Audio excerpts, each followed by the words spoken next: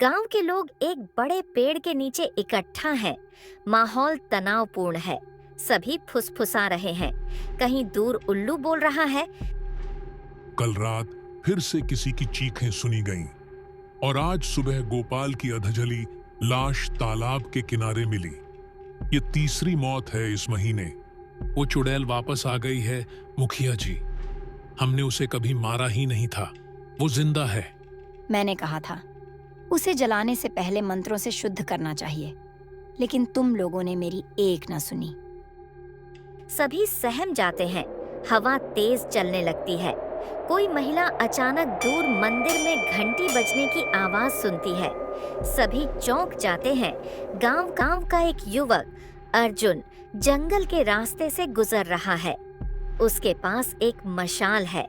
वह तेज तेज चलने की कोशिश करता है, लेकिन अजीब सी आवाजें उसे घेर लेती हैं। ये सब मेरा भ्रम है। यहाँ कुछ नहीं है, कुछ भी नहीं। तभी उसके पीछे कोई लंबी परछाई चलने लगती है। उसकी सांसें तेज हो जाती हैं। अचानक एक डरावनी हंसी सुनाई देती है।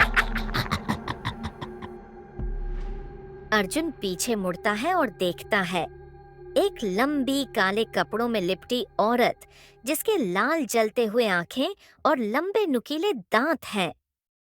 मुझे जलाने वाले कोई नहीं बचेगा। अर्जुन चीखता है, लेकिन उसकी आवाज सुनने वाला कोई नहीं।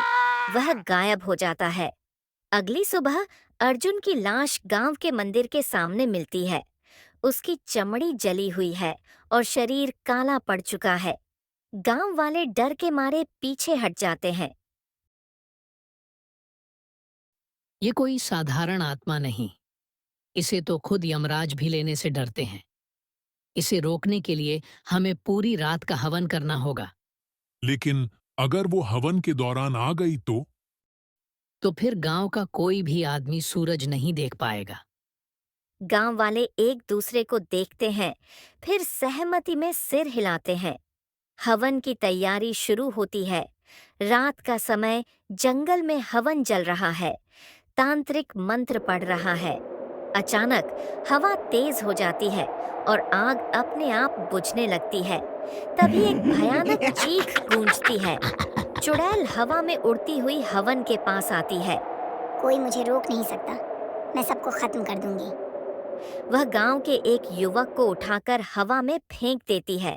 उसकी हड्डियों के टूटने की आवाज आती है। लोग चीखने लगते हैं। तांत्रिक जल्दी से पवित्र भस्म निकालता है और मंत्र पढ़ते हुए चुड़ैल पर डालता है। चुड़ैल जलने लगती है। नहीं, ये संभव नहीं। मैं वापस आऊंगी। उसकी जलती हुई काया हवा में भस्म बन जाती है। गांव वाले धीरे धीरे राहत की सांस लेते हैं, लेकिन तभी जंगल से फिर एक धीमी हंसी सुनाई देती है, जैसे वह कहीं और से देख रही हो और फिर भी जिंदा हो। गांव अब शांत लगता है। लोग वापस अपने घरों को लौटते हैं, लेकिन कैमरा धीरे धीरे गांव के बाहर एक पुराने कुएं की तरफ जाता है, जहां एक औरत का साया झलकता है और आखिरी बार वही डरावनी हंसी गूंज उठती है।